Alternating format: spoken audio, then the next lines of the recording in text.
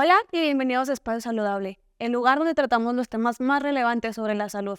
El día de hoy vamos a tratar sobre temas muy importantes para nuestra vida cotidiana y estoy muy contenta de estar acompañada del doctor Mauricio González, médico internista de Christus Muguerza. Bienvenido, Doc. Hola, muchas gracias. Para mí un placer estar aquí con ustedes. Pues encantado en poder compartirles un poquito de lo que hacemos en mi trabajo y sobre todo medidas de prevención que pueden ser muy útiles para la sociedad en general. Muchas gracias por estar aquí hoy, Doc. Y pues bueno, vamos a tratar sobre el síndrome metabólico y la primera pregunta que tengo para ti es, ¿qué es el síndrome metabólico?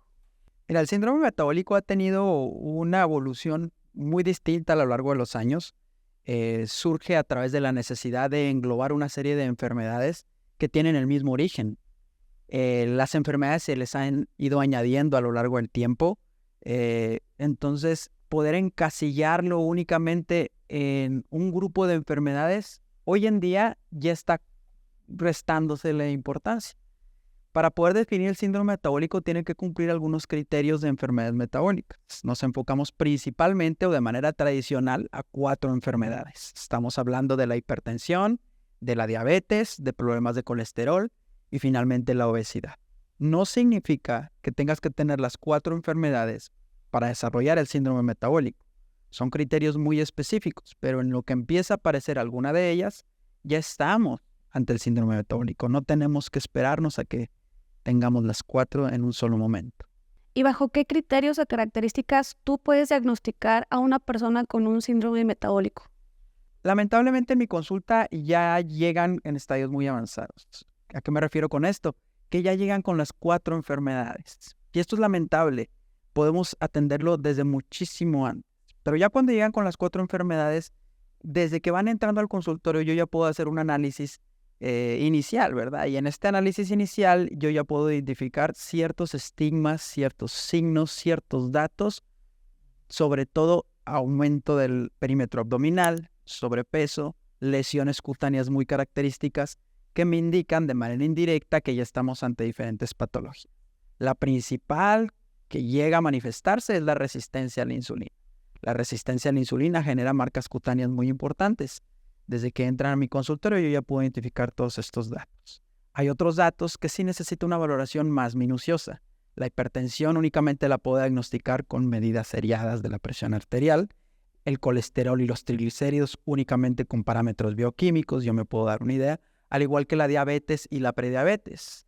La resistencia a la insulina, afortunadamente, cada vez tenemos mayores herramientas para poder diagnosticarlas mediante parámetros bioquímicos, pero como te mencionaba ahorita, desde mismos estigmas cutáneos o características morfológicas de los pacientes que viven con obesidad, ya podemos identificar que hay un cierto grado de resistencia a la insulina, pero esos son parámetros subjetivos. El parámetro objetivo ya se hace a través de estudios paraclínicos de laboratorio.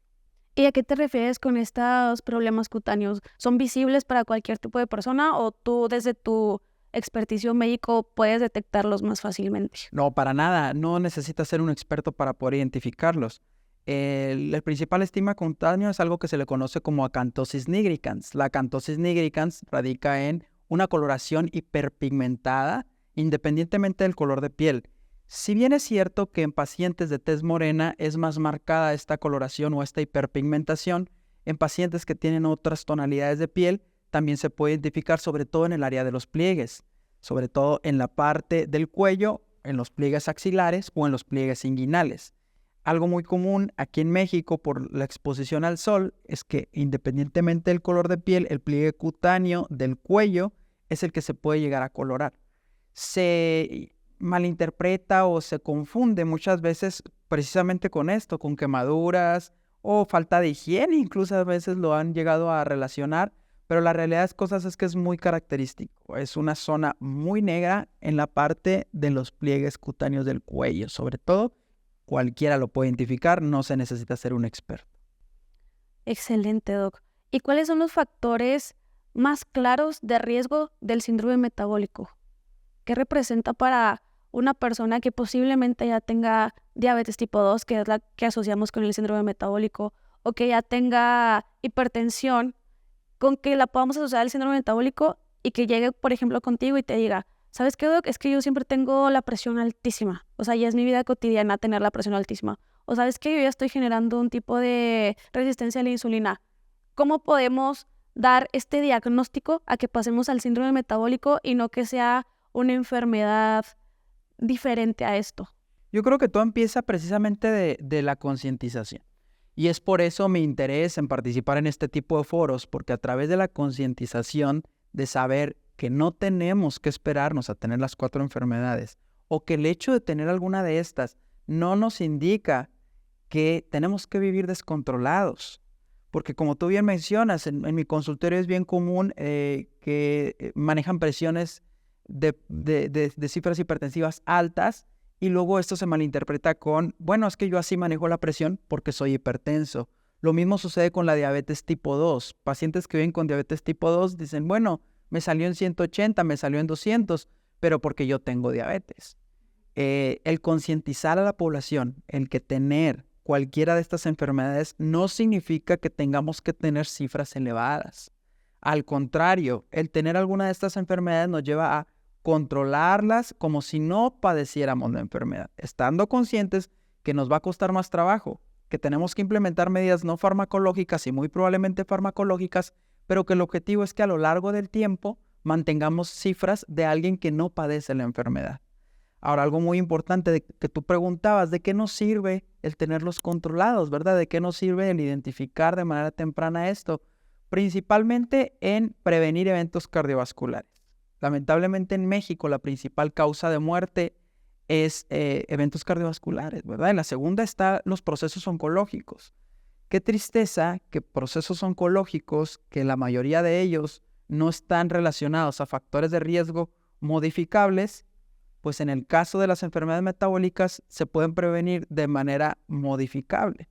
Si tenemos la herramienta en nuestras manos de cambiar la historia natural de nuestra enfermedad, a diferencia del cáncer, que no podemos modificar esto, que nos llega, nos llegó y hay que actuar, en el síndrome metabólico sí podemos hacer todas estas diferencias. Entonces, ¿cómo es posible que una enfermedad ocupe el primer causa de muerte, como son infartos agudos al miocardio o como lo son eventos vasculares cerebrales, cuando está en nuestras manos prevenir este tipo de eventos? ¿Y cómo los podemos prevenir? Los grandes pilares de la prevención, no hay fármaco que los sustituya, es la actividad física y la alimentación. Eso es de sí o sí, son los 2 grandes pilares y yo hago mucho énfasis en la consulta en que tenemos que enfocarnos a esto precisamente. Es fácil decirlo y es fácil decir, bájale las grasas, bájale las harinas, salta a caminar. Lamentablemente ahí termina la asesoría cuando van con un médico especialista. De ahí radica la importancia de rodearnos de un equipo multidisciplinario. No podemos en una consulta de 1 hora, hablando de una consulta particular, ya ni se digan las consultas institucionales donde solo tienes 5 minutos para resurtir el tratamiento. En una consulta particular tienes aproximadamente entre 40 minutos y 1 hora para dar una atención integral al paciente. Es tiempo insuficiente para dar una asesoría completa en las medidas de actividad física y alimentación que se deberían de tomar. Por eso debemos de trabajar en equipo. Tenemos que rodearnos de personas expertas en cada una de esas áreas para llevar a los objetivos y las metas que cada uno de ellos necesita, porque tiene que ser individualizado. No son recetitas de cocina. Ni la alimentación ni la actividad física puede ser una receta de cocina. Tenemos que hacer un traje a la medida de cada paciente. Claro. Si no hacemos énfasis en estos 2 grandes pilares de una manera coordinada, organizada y con metas específicas a corto, mediano y largo plazo, no vamos a lograr los objetivos que necesitamos de manera farmacológica. Sería un error. Y me gustaría que enfatizáramos un poquito, Doc, en el por qué muchas veces vamos al doctor, no solo medicina interna, cualquier tipo de medicina, y siempre enfatizamos demasiado en que hay que tener una buena alimentación, hay que hacer ejercicio, hay que tener hábitos de sueño correctos. ¿Por qué es tan importante para la medicina? Y tú como médico internista que englobas muchísimas partes del cuerpo, es importante para los pacientes que quede bastante claro que es necesario cambiar nuestros hábitos. Definitivamente, y tocas un tema muy importante, ¿verdad? En medicina interna, el abordaje de enfermedades complejas o enfermedades crónicas se vuelve muchas veces, puedes perderte. Es demasiada la información que manejas Son demasiadas las posibilidades diagnósticas cuando un paciente entra a tu consultorio. Necesitamos nosotros eficientar ese tiempo, necesitamos darle un rumbo. Y para poder abarcar todas estas áreas tan indispensables sobre el sueño, sobre la actividad física, sobre la alimentación, tenemos que darle un orden. Desde mi punto muy personal de la práctica médica, a mí me gusta apegarme a la definición de salud de la Organización Mundial de la Salud. La definición de la salud, según la OMS, es el bienestar biopsicosocial. Así podemos dividir cualquier enfermedad aguda o crónica en 3 grandes esferas. Desde el punto de vista biológico, nosotros como internistas tenemos que descartar cualquier enfermedad aguda, crónica, que pueda llegar a estar alterando al paciente en ese momento. Y es importante descartar todas estas series de enfermedades o diagnosticar de manera oportuna enfermedades metabólicas crónicas. Pero también existe la otra esfera, la la neuropsiquiátrica. Yo en la esfera neuropsiquiátrica añado varias situaciones: ansiedad, depresión, trastornos de alimentación y trastornos del sueño. Son 4 características bien importantes y bien relevantes que afectan de manera directa a la esfera biológica. Y finalmente tenemos una esfera social. Y la esfera social, esa lamentablemente no se le hace énfasis en ninguna consulta y es algo bien importante y relevante a la hora de considerar el abordaje de un paciente. Teniendo estas 3 esferas, a la mitad existe la paz.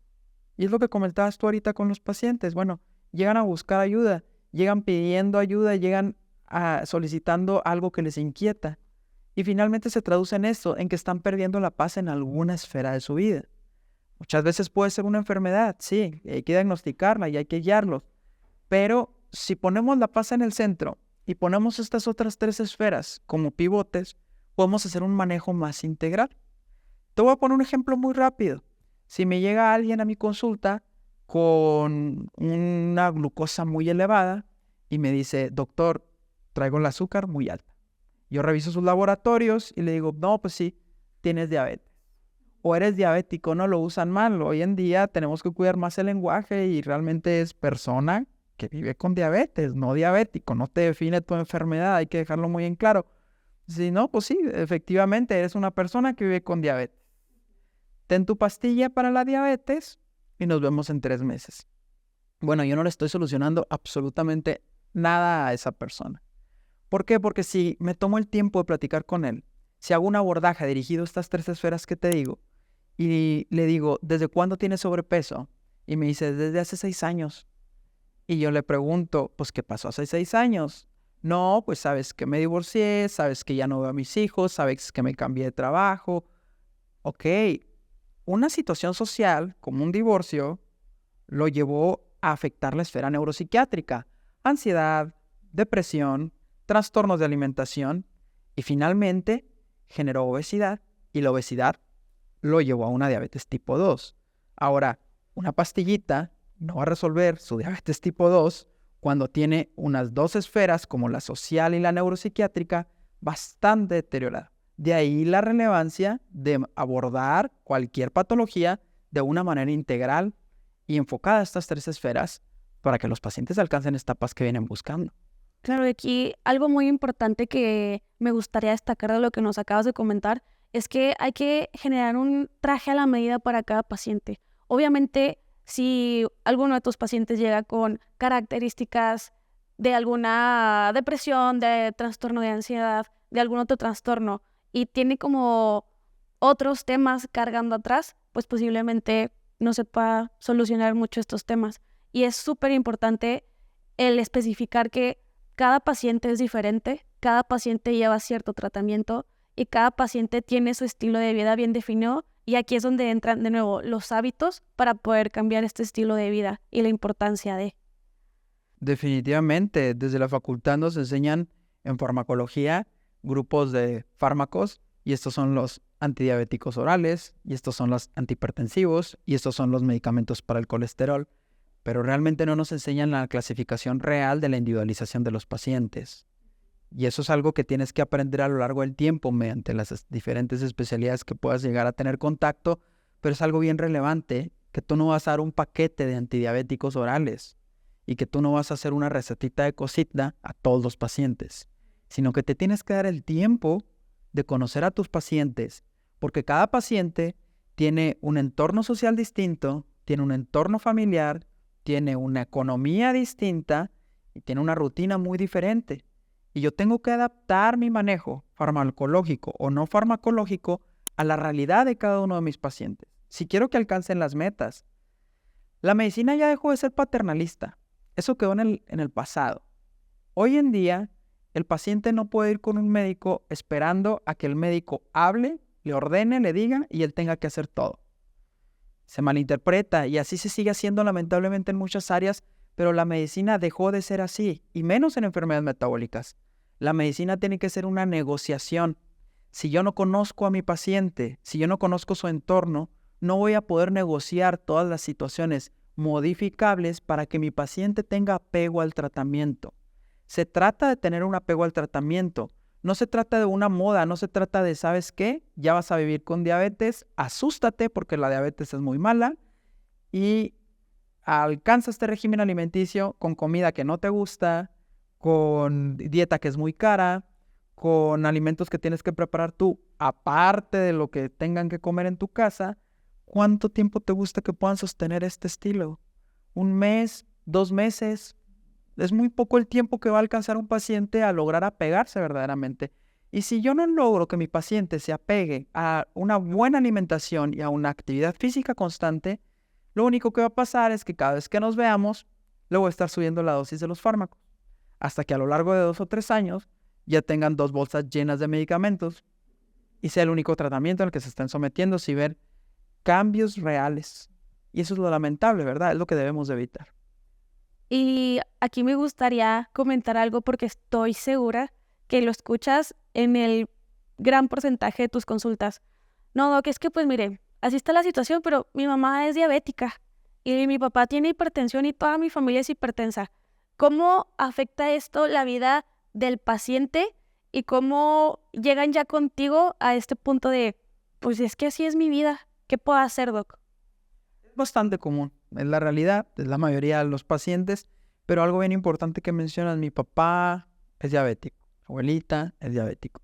Se tiene una falsa percepción que hay condiciones genéticas que te llevan a desarrollar la enfermedad.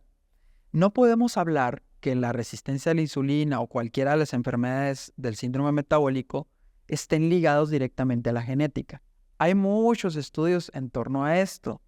Claro que hay ciertos genes que te predisponen que más rápido tú puedas alcanzar cierto grado de obesidad, por ejemplo. Pero esto definitivamente se va a ver afectado únicamente por todas las condiciones ambientales. Es decir, tú mismo, con tu entorno, vas a propiciar estas enfermedades. Tú no puedes responsabilizar a que tu mamá o tu abuelo tuvo diabetes y que por eso tú tienes diabetes, porque la principal causa por los mecanismos fisiopatológicos que se lleva a cabo estas enfermedades son factores completamente modificables. El ser fumador, el ser sedentario, el alimentarte de manera inadecuada. Sin lugar a dudas, no interesa que tu papá haya sido o no haya sido con una enfermedad crónica, haya tenido o no haya tenido una enfermedad crónica. Realmente lo que va a desarrollar un problema en ti es tu estilo de alimentación. Y lo vemos desde el contexto histórico. Antes de los años 50 no existían este tipo de enfermedades. Después de los años 50, con la globalización, con la implementación de las cadenas de comida rápida, con los cambios de estilo de vida en el cual ya no eran trabajos de campo, la gente migraba a la ciudad, con la implementación del hábito del cigarro como una moda, como algo que te daba clase. El cigarro inclusive hasta en los aviones era permitido, era un estatus social, ¿verdad? Todas estas situaciones fueron de los años 50 para acá y antes no vivíamos con estas enfermedades. Claro, antes había otras, ¿verdad? Sobre todo infecciosas, pero las enfermedades crónicas metabólicas se llegaron a establecer a partir de modificar la esperanza de vida. Conforme fue avanzando la tecnología, la esperanza de vida fue aumentando. Ya no te morías a los 40 años. Empezaste a morir a los 70, a los 80 años en algunos países. Y esto hace, vaya, al vivir más tiempo estamos expuestos a más factores que sin lugar a duda van a tener algún daño cardiovascular. Y si durante este trayecto de vida no implementamos medidas adecuadas para mantener el peso, para mantener niveles de presión, de colesterol o de glucosa a unos niveles lo más óptimo posible, pues realmente jamás vamos a lograr los objetivos y vamos a seguir teniendo las salas de hemodinamia llenas de pacientes con infarto. Desafortunadamente, y sin duda alguna es un tema muy importante porque todo recae al final del día en la prevención, en una sana alimentación, en tener hábitos de ejercicio, en dormir bien, en muchas cosas que podemos hacer desde nuestra casa, podemos inculcarla a nuestro entorno y completamente un tema prevenible. Y pues bueno, Doc, muchas gracias por estar aquí. Platícame dónde te podemos encontrar. Claro que sí, yo soy parte del staff médico de Cristus Muguerza, tanto en el área de terapia intensiva como en el área de medicina interna. Atiendo pacientes críticamente enfermos en la unidad de cuidados intensivos de aquí del Hospital Cristus Muguerza del Parque y tengo mi consulta particular en el Centro Médico 4, Consultorio 26, donde atendemos cualquier tipo de patologías agudas crónicas, diagnósticos de enfermedades complejas y el control de enfermedades metabólicas desde sus inicios a la mitad o incluso en estadios muy avanzados para ayudar al paciente de una manera integral a encontrar sobre todo la paz que andan buscando. Excelente, Doc. Para cerrar, un tip desde Mauricio González, el médico, y un tip desde Mauricio González, la persona. Pues desde Mauricio González, el médico, yo les hago el énfasis de que acudan a atención médica de manera temprana, de que no se esperen a tener alguna enfermedad, de que es bien importante tomar medidas, no nomás por ti, sino por las personas que te rodean. Y entre más temprano puedas incidir en la evolución de tus enfermedades crónicas, pues vas a tener una mejor calidad de vida. Y desde el punto de vista del humano, de la persona, yo les hago esta recomendación para que encuentren la paz, para que encuentren la felicidad, para que puedan disfrutar tiempo con su familia, para que puedan resignificar toda la esencia del motivo por el cual estamos aquí. Estamos aquí para disfrutar, estamos aquí para dar tiempo de calidad, estamos aquí para gozar, ser felices y no estamos aquí para pasarnos en consultorios o en salas de hospital. Doctor, muchas gracias por estar aquí. Y pues como ya lo vimos, este tipo de enfermedades son 100% prevenibles. Es importante que desde el momento en el que sintamos algo raro en nuestra vida deje de ser al 100% funcional, nos acerquemos con la persona indicada para poder tratar estos problemas. Muchas gracias por ver nuevamente Espacio Saludable. Yo soy Anaí Bernal y nos vemos pronto.